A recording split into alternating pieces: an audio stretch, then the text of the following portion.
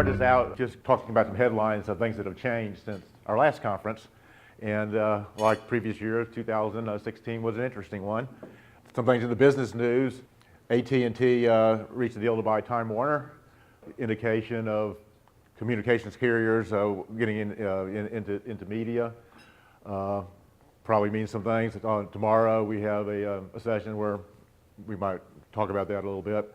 Verizon has bought four, probably more, but four major companies in the IoT space this year. Actually, it's not total news because Verizon made the announcement that they were going big in IoT late last year in 2015, but they started actually making the big acquisition starting in 2016. Another indication that what we've been talking about for the last several years with IoT, we'll talk more about IoT today, is indeed something that's going to be big. Verizon is trying to buy Yahoo. As I checked yesterday, they still haven't called it off. This is an indication of two things. One, again, is the interest in carriers acquiring media companies for various reasons, again, which we can talk about tomorrow. But it's also an indication of just how important security has become, because that's what's really putting this deal in danger is the breaches, security breaches of names and information that's been hacked for Yahoo. On the cable side, we have, I guess, something that's we wondered about for a number of years, of whether the cable companies would start getting into wireless. Well, again, we've seen an announcement that will indeed be the case. Cable companies have been involved in media for a long time. Comcast's acquisition of DreamWorks is also another indication of that. We've talked about 5G for several years here. This was probably the first, or 2016 was probably the first year where we've seen everybody else talk a lot about 5G as well. And of course, we'll talk about 5G in this conference as well. But AT&T has made a major step in that direction. And if you look at the things they mentioned here, technologies such as millimeter waves, NFV, and software-defined networks are among the key ingredients. And so if you remember last year, we talked about millimeter waves as one of our keynote speakers. And tomorrow we'll talk, Dublin's going to talk about network function virtualization and software-defined networks. So you're in the right place. Another big thing in news was just reasonably recent. Well, Google pulled the plug on Google Fiber. It caused all sorts of static. Sorry the special effects weren't timed perfectly there.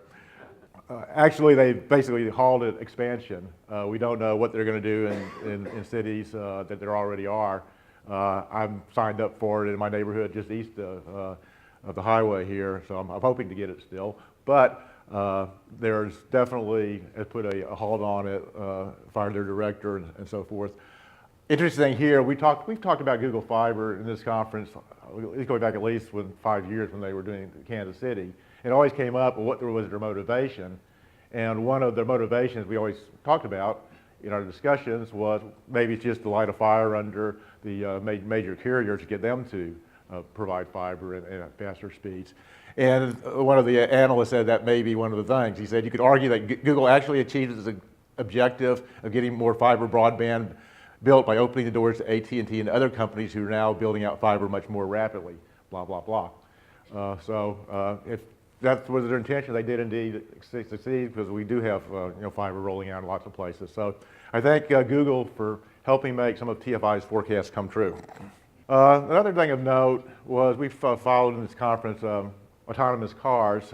We had a sad milestone this year, and that is we saw our first fatal crash of a car that was driving itself and killing its driver. We knew this was going to happen, and we didn't know what the reaction would be. And basically the reaction, I think, has been pretty much to take it in stride, that this doesn't change anything. And that's pretty much what we've seen already, is that the NHTSA has concluded that it wasn't the car's fault. That's kind of a negative thing, development, but I think for that industry it's positive. How many people here have heard of OTTO?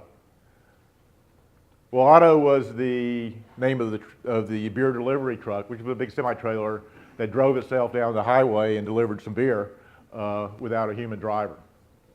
It was a demonstration on Budweiser and Uber to do that. Of course, Uber's idea is to have, to replace all the human drivers in their cars. Well, this will be a similar thing for trucks, and I'm pretty sure you'll see the same thing for delivery vehicles and so forth.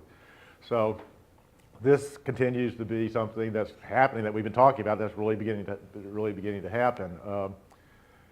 I had an interesting vignette for you. I was in visiting Madison, Wisconsin, in April, and I took a cab, not an Uber, but a cab from the airport to the hotel, and we passed a plant that was closing, and I talked a little bit about the driver about that. Then we started talking about self-driving cars, and I talked about how that's going to be replace millions and millions of drivers, not just cab drivers, but truck drivers and so forth. And he said, "Oh no, that's not going to happen." I said, "Well, why not?" He said, "It would put too many people out of work." And he said, and I thought to myself, well, what exactly are you going to do about that? I mean, it's pretty much inevitable. And I guess Wisconsin's 10 electoral votes kind of said what he was going to do about it. That labor is not going to, employees are not going to, break up the frames like the Luddites did back in England in the 1800s, but they do vote. And that may be the mechanism for what I think is going to be a big reaction. Which leads me to my last line about big developments in 2016. It says, if you were in the middle of the room the whole time, why can we not find a single witness to corroborate your testimony?